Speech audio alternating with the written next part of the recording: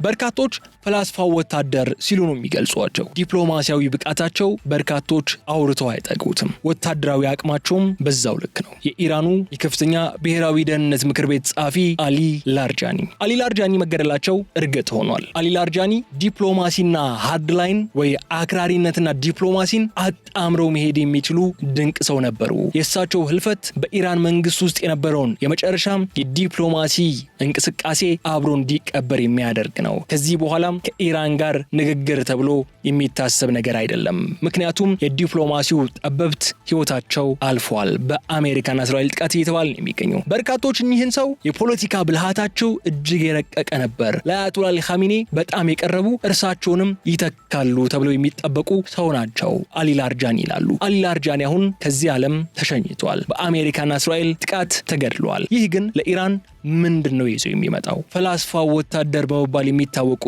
አሊ ላርጃኒ ምን አይነት ሰው ነበሩ? በዛሬው ልዩ ጥንቅራችን በስፋት የምንመለከተው ጉዳያችን ይሆናል። ከዚህ ባሻገር የአሜሪካው ፕሬዝዳንት አነጋጋሪው ሰው ዶናልድ ትራምፕ ከአሊ ላርጃኒ ሞት በኋላ በሰጡት አንድ መግለጫ የኢራኑ ጉዳይ ወደ መጠናቀቁ እያመራ ነው፣ ቀጣይ ትኩረታችን ለይተን አውቀናል፣ ቀጣይ ኪዩባና ኪዩባውያንን ነፃ እናወጣለን የሚል አንድ አስገራሚ ሐሳብን አንስቷል ፕሬዝዳንት ዶናልድ ትራምፕ። ከኢራን ቀጥላ ኪዩባ ነች ተብሏል። በቬንዙዌላ ተጀመረ፣ ወደ ኢራን አመራ። የኢራኑ ሳይጠናቀቅ ደግሞ ትራምፕ ኪዩባን ዘምታለን እያሉ ነው የሚገኙት። ይህን ጉዳይ በስፋት እናነሳዋለን። በዋናነት ግን የፈላስፋው ወታደር ተብለው ስለሚጠሩት ብልሃተኛው ፖለቲከኛ ስለሚባሉት የኢራኑ የበላይ አመራር የነበሩት አሊ ላርጃኒ ጋር በተያያዘ የምናነሳቸው ጉዳይ ይኖረናል። አሊ ላርጃኒ ከየት ወዴት ምን አይነት ሰው ነበሩ? የሳቸው ሞት ለኢራን ምን ማለት ነው? ለዓለም አቀፍ ዲፕሎማሲ፣ ለኢራን የኒውክሌር ፕሮግራም ምን ማለት ነው? የሚሉትን ዋና ዋና ነጥቦች እያነሳን ነው አብረን ቆይታ የምናደርገው። ስለዚህ አብራችሁን በመቆየት እንድትከታተሉን እጋብዛችኋለሁ። የገበያ ሚዲያን የዩቲዩብ ገጽ ሰብስክራይብ ማድረጋችሁን እንዳትዘነጉ። ቪዲዮውን ላይክ አድርጉ። ሀሳብ አስተያየት ካላችሁ ደግሞ በኮሜንት መስጫው ላይ እንድታስቀምጡልኝ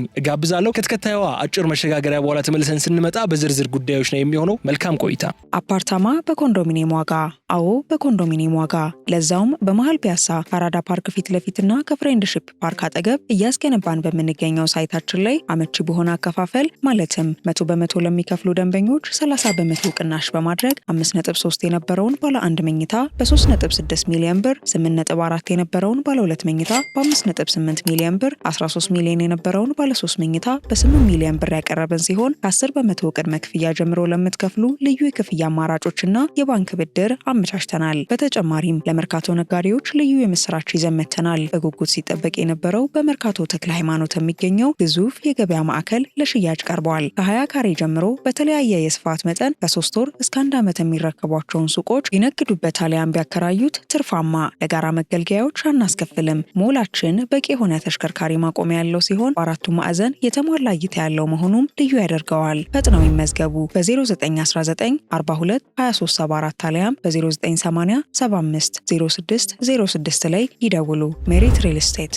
በትላንትናው ዕለት እስራኤል ይፋ ያደረገቻቸውና በመጨረሻም ኢራን ያረጋገጠቻቸው የከፍተኛ አመራሮች ግድያ የበርካቶች ልብን የሰበሩ ነበሩ። በተለይም ለ10 ዓመታት በኢራን የስልጣን እርከን ውስጥ በልዩ ተጽዕኖ ፈጣሪነታቸው የሚታወቁትና የከፍተኛ ብሔራዊ ደህንነት ምክር ቤት ጸሐፊ የነበሩት አሊ ላርጃኒ በቴህራን በደረሰ ድንገተኛ የአየር ጥቃት መገደላቸውን ተከትሎ ዓለም በከፍተኛ ስጋት ውስጥ ወድቃለች የሚሉ መረጃዎች እየወጡ ይገኛል። ይህ ግድያ የተፈጸመው ላርጃኒ ከልጃቸውና ከጥበቃ አባሎቻቸው ጋር በነበሩበት ወቅት ስለመሆኑ ተገልጿል። ድርጊቱ የተፈጸመበት ቦታ ደግሞ የኢራን የደህንነት መዋቅር ምን ያህል ሰርጎ ገብነት እንደገጠመው የሚያሳይ ትልቅ ምልክት ተደርጎ ተወስዷል። የላርጃኒ ህልፈት በኢራን መንግስት ውስጥ የነበረውን የመጨረሻውን የዲፕሎማሲና ሃርድላይን ጥምረት ድልድይ እንደሰበረው እየተነሳ ነው። ላርጃኒ ለላቀው የፖለቲካ ብልሃታቸው የጥላው መሪ ሻዶው ሊደር ተብሎ የሚጠሩ ሰው ነበሩ። በተለይ በአያቶላ አሊ ኻሜኒና በተለያዩ መንግስት አካላት መካከል እንደ ዋና መተላለፊያ ድልድይ ሆኖ ይቆጠሩ የነበሩ ድንቅ ሰው ነበሩ። የእሳቸው መወገድ ታዲያ በቴህራን ቤተመንግስት ውስጥ ከፍተኛ የስልጣን ክፍተት ሊፈጥር ይችላል ተብሎ ተሰግቷል። ምንም እንኳ የኢራኑ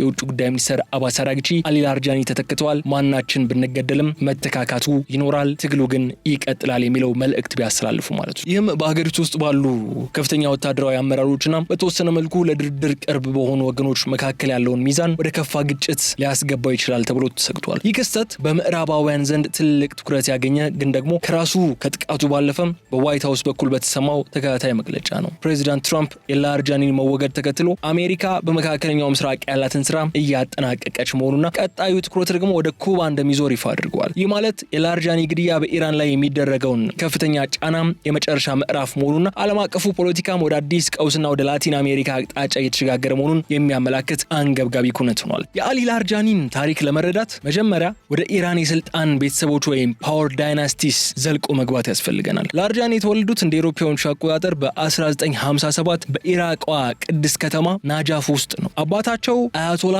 ሚርዛ ሃሺም አሞሊ ታዋቂ ሃይማኖት ምሁር ነበሩ። ይህ የሃይማኖታዊ መሰረትም ለላርጃኒ በኢራን አብዮት ማግስት ወደ ስልጣን ማማው በቀላሉ እንዲወጡ ትልቅ በር የከፈተላቸው ነበር። ሆኖም ግን ላርጃኒ ከሌሎች የሃይማኖት መሪዎች የሚለዩት በሁለትዮሽ ማንነታቸው ነበር። በአንድ በኩል የምዕራባውያንን ፍልስፍና በተለይም የኢማኑኤል ካንትን አስተሳሰቦች ጠንቅቀው የሚያውቁ የፍልስፍና ዶክተር ናቸው። በሌላ በኩል ደግሞ የኢራን አብዮታዊ ዘብ ወይም IRGC ከፍተኛ መኮንንና የደህንነት ስትራቴጂስት ነበሩ። ይህም ፈላስፋው ወታደር ፊሎዞፈር ዋሪዮር የሚል ስያሜ እሳቸውን ለመግለጽ በብዛት ጥቅም ላይ እንዲውል አድርጓል። ወደ ፖለቲካው ዓለም በይፋ የገቡት በኢራን ብሔራዊ ሬዲዮና ቴሌቪዥን IRIB ስራ አስኪያጅነት በተመደቡበት ወቅት ነው። በዚያ ወቅት የአገሪቱን የሚዲያ ፕሮፓጋንዳ በመቅረጽ ረገድ ከፍተኛ ልምድ አካብተዋል። አሊ ላርጃኒ የኢራን ፓርላማ አፈ ጉባኤ በመሆን ለ12 ተከታታይ ዓመታትም አገልግለዋል። በኢራን ታሪክም ረዥሙን የስልጣን ዘመን የያዙ ሰው ያደርጋቸዋል። ይህ 12 ዓመታት የዘለቀው የኢራን ፓርላማ አፈ ጉባኤነት ስልጣናቸው ማለት ነው። በዚህ የስልጣን ዘመናቸው ደግሞ የመደራደር ጥበብን the art of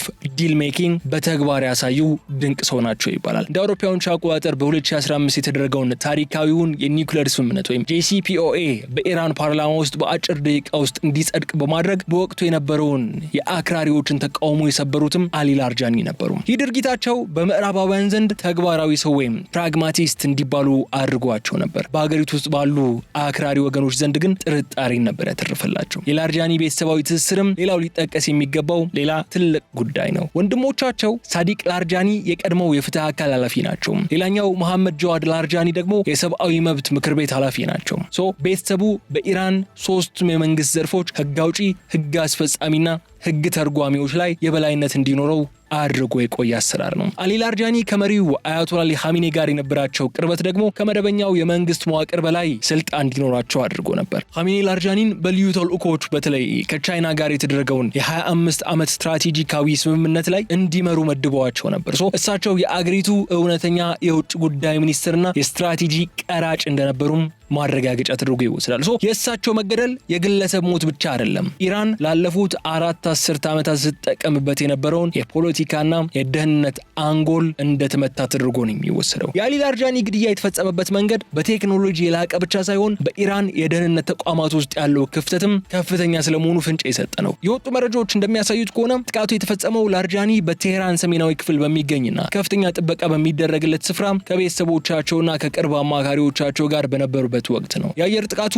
ላርጃኒ የሚገኙበትን ትክክለኛ ክፍልና ሰዓት ለይቶ ያነጣጠረም ነበር። ጥቃቱ የፈጸሙት አካላት እስራኤል እንደሆነች በሰፊው ቢታመንም የአገሪቱን እጅግ ሚስጥራዊ የደህንነት መረጃዎች በቅጽበት እያገኙ እንደነበር ግን የሚያሳዩናል። ይህ ደግሞ ግድያው የአየር ላይ ጥቃት ብቻ ሳይሆን በኢራን ደህንነት መዋቅር ውስጥም ባሉ የውስጥ አዋቂዎች የተመቻቸ ሴራ መሆኑን ያመላክታል። ኢራን ለዓመታት የኒውክሌር ሳይንቲስቶቿንና ከፍተኛ ወታደራዊ መሪዎቿን በተመሳሳይ መንገድ አታለች። ሆኖም ግን የላርጃኒ ግድያ ለየት የሚያደርገው ግለሰቡ የአገሪቱ የስትራቴጂ አንጎልና ከመሪው አያቶላ አሊ ኻሜኒ ጋር ቀጥተኛ ግንኙነት የነበረው ሰው መሆኑ ነው። ጥቃቱ የተፈጸመው ላርጃኒ ከልጃቸው ጋር በነበሩበት ወቅት ነው። የግድያው ዓላማ ደግሞ ላርጃኒን ማስወገድ ብቻ ሳይሆን የወደፊቱን የላርጃኒ ቤተሰብ የስልጣን ተተኪነት ጭምር ማጥፋት እንደሆነ ይገመታል። ይህ ክስተትም በኢራን አብዮታዊ ጥበቃ ወይም IRGCና በደህንነት መስሪያ ቤቱ መካከል ያለውን አለመተማመን ከፍ እንዲል አድርጎታል። በተለይም ማነው መረጃውን አሳልፎ የሰጠው የሚለው ጥያቄ አሁን በቴህራን ውስጥ ትልቁ መነጋገሪያ ሆኗል። ከዚህ በተጨማሪ ይህ ጥቃት የተፈጸመበት ወቅትም በኢራን ውስጥ ያለው የኢኮኖሚ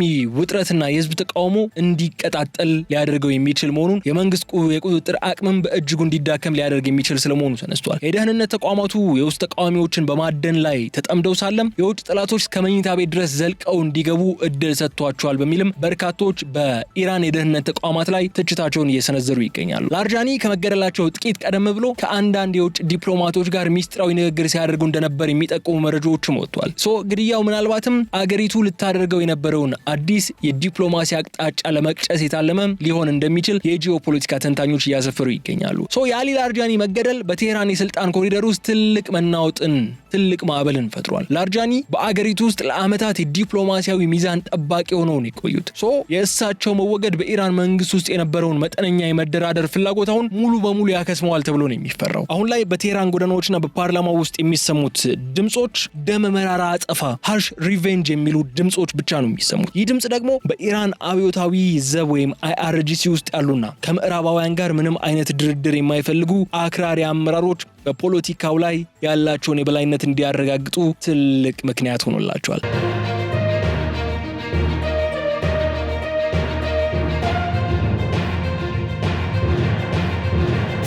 ኢራን በአሁኑ ወቅት በሁለት አስቸጋሪ ምርጫዎች መካከል ነው የምትገኘው። አንደኛው ምርጫ ላርጃኒን የመሰለ ትልቅ ሰው ተገድሎ ዝም ማለቱ የመንግስትን ክብርና ደህንነት ተአማኒነት ይበልጥ ስለሚያሳጣው በጠላቶቿ ላይ ቀጥተኛ ከፍተኛ ጥቃት መሰንዘር ግድ ይላታል። ለዚህም ነው በትላንትናው ዕለት 100 ኢላማዎችን ለመምታት ጥቃት የሰነዘረችው ኢራን። ይህ ደግሞ ቀጠናዊ ጦርነትን ወይም ሪጂናል ዋርን የመቀስቀስ ዕድሉ ከፍተኛ ይሆናል። ሁለተኛው ምርጫ ደግሞ እንደ ቀድሞው በውክልና ጦርነት ወይም ፕሮክሲ ዋር አማካኝነት በአካባቢው ባሉ የእስራኤልና የአሜሪካ ጥቅሞች ላይ ጥቃት ማድረስ ነው። ሆኖም ግን ላርጃኒ የተገደሉበት መንገድ ቀይ መስመር ያለፈ በመሆኑ አክራሪዎቹ ወገኖች ይህ ጊዜ ለዲፕሎማሲያዊ ጨዋታ የሚመች እንዳልሆነና ኢራን የኒውክሌር አቅሟን በይፋ ማሳወቂያ ጊዜው አሁን እንደሆነም እንዲወተውቱ አድርጓቸዋል። የላርጃኒ መወገድ በኢራን ውስጥ የስልጣን ሽግግር ወይም ሳክሴሽን ላይ ትልቅ ተጽዕኖ አለው። አያቶላህ ኻሜኒ የሚተካ ሰው በሚፈለግበት ወቅት ምንም እንኳን አሁን ሙጅተባ ኻሜኒ ቢሆንም ላርጃኒ እንደ አንድ ቁልፍ ተወዳዳሪና አስተዋይ መሪ ተደርገው ነበር የሚታዩት። እሳቸውን በመተው ነበር ሙጅተባ ኻሜኒ በዚህ ቀውጢ ሰዓት ቀጣዩ የኢራን ሱፕሪም ሊደር ተደርጎ የተሾሙት።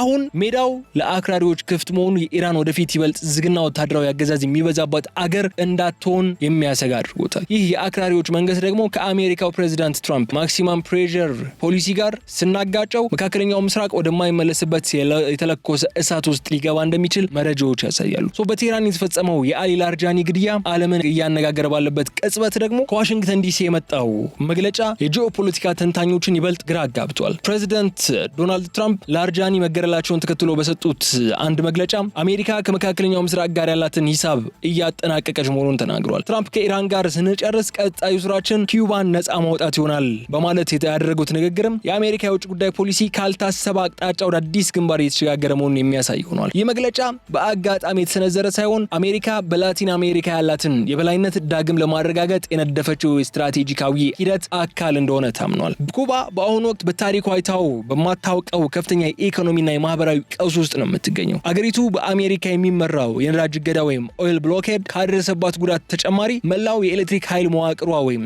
ፓወር ግሪድ በመፈራረሱ ምክንያትም በጨለማ ውስጥ ነው የምትገኘው። ትራምፕ ኩባን የወደቀች ሀገር ወይም ፌልድ ስቴት በማለት እየጠሯት ነው የሚገኙ። የላርጃኒ መወገድ በኢራን ላይ የፈጠረው መዳከም ወይም መደናገጥ ኩባን ለአመታት ሲረዱ የነበሩትን የውጭ ኃይሎች እንደ ኢራንና ሩሲያ ያሉትን ማለት ነው ተጽዕኖአቸው እንደሚቀንሰው የነጩ ቤተመንግስት ሰዎች ያምናሉ። በመሆኑም አሜሪካ የጓሯት በምትለው ቀጠና ላይ ያለው የኮሚኒስት አገዛዝ ለአንዴና ለመጨረሻ ጊዜ ለመደምሰስ የላርጃኒን ሞት እንደ መልካም አጋጣሚ ተጠቅማ ቀጣይ ዘመቻዋ በኪዩባ እንዲሆን ወስናለች። ይህ የትራምፕ አቋም በዓለም አቀፍ ዲፕሎማሲ ትልቅ ጥያቄ አስነስቷል። በአንድ በኩል አሜሪካ በመካከለኛው ምስራቅ የነበራትን ወታደራዊ ተሳትፎ ቀስ በቀስ በመቀነስ ወደ ኪዩባ ማዘንበሏ ከአንድ ቀውስ ወደ ሌላ ቀውስ የመሸጋገር ስልት ተደርጎ ተወስዷል። በሌላ በኩል የላርጃኒ ሞት በኢራን ውስጥ የፈጠረው ድንጋጤ አሜሪካ በኪዩባ ላይ ለምትወስደው እርምጃ የኢራንን አጸፋዊ ምላሽ እንዳትሰጋ ያደርጋታል የሚል ግምት አለ።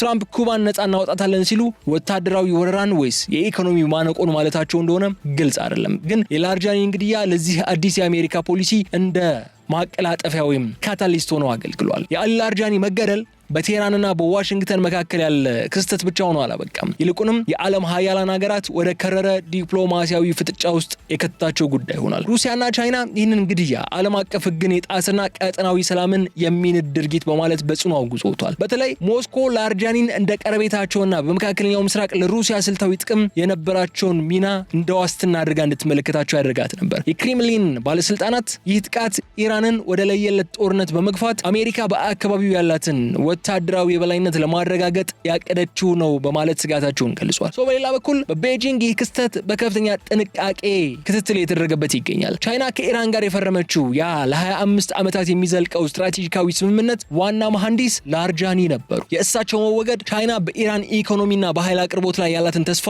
ጥያቄ ውስጥ ይጥለዋል።